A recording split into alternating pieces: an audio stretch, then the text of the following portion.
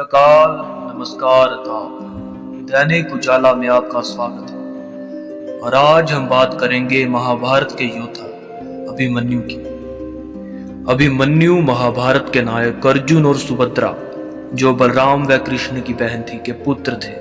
उन्हें चंद्र देवता का पुत्र भी माना जाता है। धारणा है कि समस्त देवताओं ने अपने पुत्रों को अवतार रूप में धरती पर भेजा था, परंतु चंद्रदेव ने कहा कि वे अपने पुत्र का वियोग सहन नहीं कर सकते, अतः उनके पुत्र को मानव योनि में मात्र 16 वर्ष की आयु दी जाए। अभिमन्यु का बाल्यकाल अपने ननिहाल द्वारका में ही बीता। उनका विवाह महाराज विराट की पुत्री उत्तरा से हुआ। अभिमन्यु के पुत्र परीक्षित, जिसका जन्म अभिमन्यु के मृत्यु उपरांत हुआ, कुरु वंश के एकमात्र जीवित सदस्य पुरुष थे, जिन्होंने युद्ध की समाप्ति के पश्चात पांडव वंश को आगे बढ़ाया। अभिमन्यु एक असाधारण योद्धा थे।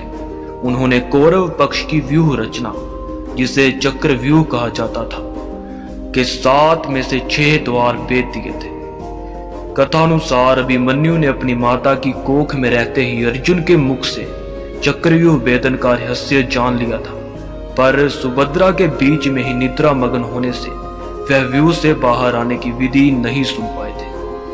अभिमन्यु की मृत्यु का कारण जयद्रथ था, जिसने अन्य पांडवों को व्यूह में प्रवेश करने से रोक दिया था। संभवतः इसी का लाभ उठाकर व्यूह के अंतिम चरण में कौरव पक्ष के सभी महारथी युद्ध के मानदंडों को भूलकर उस बालक पर टूट पड़े, जिस कारण उसने वीर गति प्राप्त की।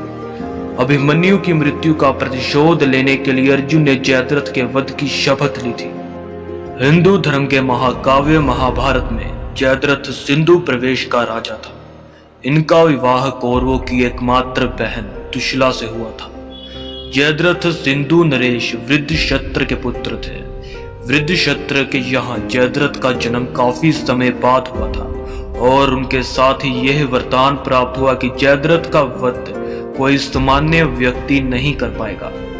उसने साथ ही यह वरदान भी प्राप्त किया कि जो भी जयद्रथ को मारकर जयद्रथ का सिर जमीन पर गिराएगा, उसके सिर के हजारों टुकड़े हो जाएंगे। जयद्रथ का वध अर्जुन ने किया था। जब अर्जुन ने जयद्रथ को मारा तो अर्जुन के सिर के हजारों टुकड़े क्यों नहीं हुए, इसके पीछे भी एक बहुत ही कमाल की कहानी है। जब अर्जुन ने तीर मारा तो जयद्रथ का सिर उड़ता हुआ जमीन पर नहीं गिरा, बल्कि जयद्रथ का सिर उसके पिता की गोद में जाकर गिरा, जो कि ध्यान मग्न बैठे थे। इस वजह से जयद्रथ का सिर जमीन को नहीं छू पाया और जयद्रथ को मिला हुआ वरदान विफल हो गया। ये थी कहानी अभिमन्यु की, और इसी तरह ही और भी कहानियां सुनने के लिए दैनिक उजाला को सब्सक्राइब, लाइक एंड वीडियो को शेयर जरूर करें।